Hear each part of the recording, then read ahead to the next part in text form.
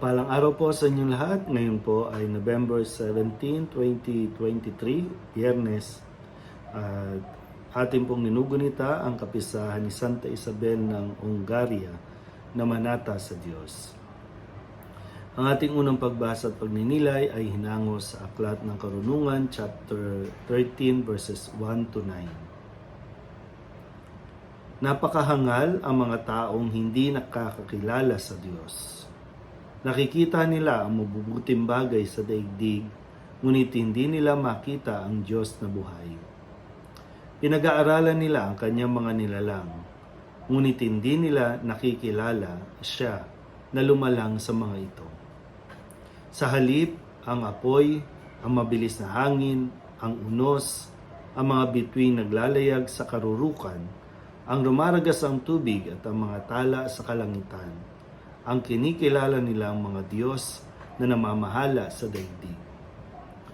Kung kinilala nilang Diyos ang mga ito dahil sa kanilang angking kariktan, dapat ay nalaman nilang higit na dakila ang lumalang sa lahat ng iyan.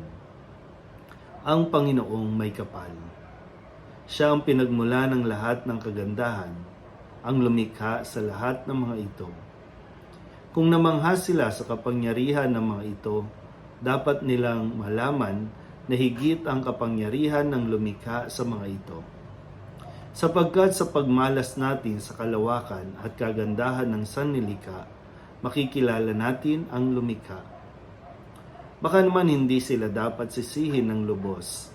Maaaring nagsikap silang makilala ang Diyos, ngunit naligaw lamang sa kanilang paghahanap. Sa pag-aaral ng mga bagay na nasa paligid nila, lubhas silang naakit sa kagandahang kanilang nakita. Hanggang sa naniwala silang Diyos nga ang mga ito. Ngunit wala silang tunay na maidadahilan sa kanilang pagkaligaw. Kung nakayanan nilang pag-aralan ng sansinukob, bakit di nila nakilala ang Panginoong may likha sa lahat? Ang salita ng Diyos. Muli po, isang mapagpalang araw sa inyo pong lahat. Tayo po ay nagpapatuloy sa ating pong pagbabasa at pagninilay sa mga ipinapahayag mula sa Aklat ng Karunungan. At dito nga po, sa bungad pa lang ay sinasabi ng pagiging hangal ang hindi kumilala sa Diyos.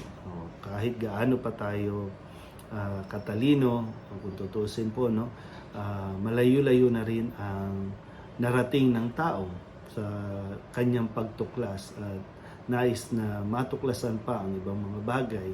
Ang tao nakarating na sa buwan, ang tao na na-discover na mayroon pang ibang planeta, at may galaxy o kung ano pa mang mga nasa labas ng ating pong mundo. Marami na rin po natutuklasan ng mga bagong species, mga bagong mga bagay sa paligid. Talagang masasabi natin marami na ring imbensyon ang tao at namamangha po tayo doon. Pero dito, ang sinasabi nga, magiging kahangalan ang lahat ng ito kung dahil sa atin pong natutuklasan ay lalo naman tayong lumalayo sa Diyos. Ito yung bagay na minsan pinagtatalunan natin kapag yung tungkol sa usapin ng science, tungkol sa usapin ng pananampalataya.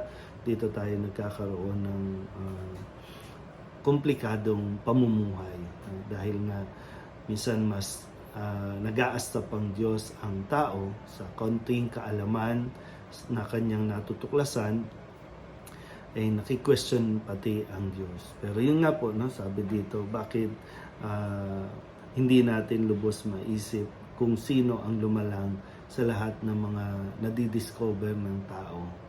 Diba?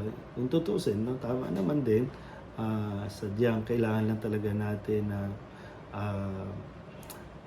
gamitin ang ating pananampalataya, dahil na hindi lahat nakikita ng mata, hindi lahat ay kaya nating ipaliwanag, at talagang mayroong hangganan ang kaisipan ng tao, may hangganan ng karunungan ng tao. Hinahayaan ng Diyos na malaman natin, ma-discover natin ang ilang mga bagay, lalo tigit sa kanyang mga nilikha. Isang tanong nga lang ay Sino nga ba ang lumikha ng mundo? Sino nga ba ang lumikha sa tao? Sino nga ba ang lumikha ng mga bagay sa labas ng mundo? No?